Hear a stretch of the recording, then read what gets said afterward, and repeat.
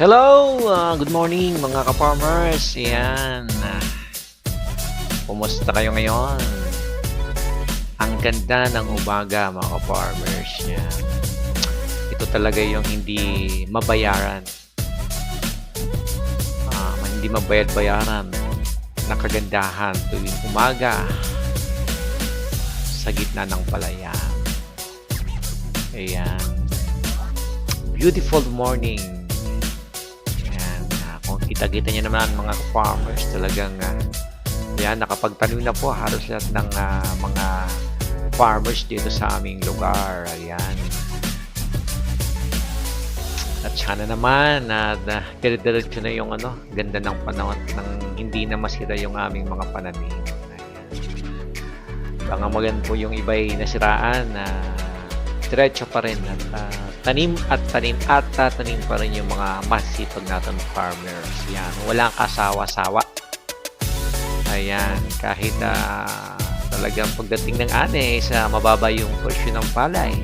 Yan, hindi maibalik yung output ng mga expenses sa pagtatanim. Talagang tanim at tatanim pa rin kaming mga magsasaka. Okay lang po yan mga farmers, baka pagdating ng panahon bumuto na rin ang lagay ng ating presyo ng ating palay. Yan mga farmers, dito na kami at halos patapos na kami. Konting na lang at baka mga by October lalaman na namin to ng 1,200 head na itik. Ayan. At sana makakuha tayo ng magandang supply ng RTL or bagaman hindi natin masabay-sabayan na makakuha tayo ng mga magagandang masisimulan natin ng magagandang lahi ng itik. Ayan. Ayan, ka-farmers. Ayan. Sama-sama tayo na tumuklas ng ibang uri ng pagsasaka. Ayan. At ang maganda dito ka-farmers meron tayong mga kapwa mga ka-farmers sa lugar ng Pampanga. Yan, nakuna natin ng kunting kaalaman tungkol sa pag-aalaga ng itik. Ayan. Kasi dito sa lugar natin sa Bicol, dahil nyo po man talagang kulang na kulang ang supply ng itlog ng itik. At ang ibang supply ng itlog ng itik sa atin dito is nanggagaling pa from Laguna or Quezon Province. Ayan. Pero sa ngayon, umpisa na natin dito sa ating lugar para mag-hatch naman tayo ng sarili nating itik dito sa Kamsur. Ayan. Kaya sana masuportahan tayo ng local DA dito sa amin. Ayan.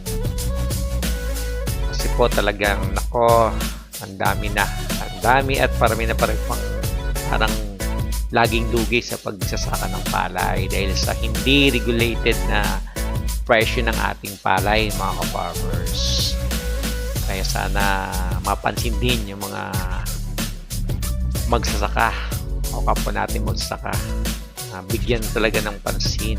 I-regulate kasi kaya naman nila yan na i-regulate yung presyo ng palay para makabawi naman ng magsasaka. Para maibalik naman yung pinakitang sipag ng mga magsasaka sa tuwing magtataniman. Kaya ako farmers, sige lang, laban lang po tayo kahit pa minsan hindi natin magusto ng presyo ng palay. Ayan.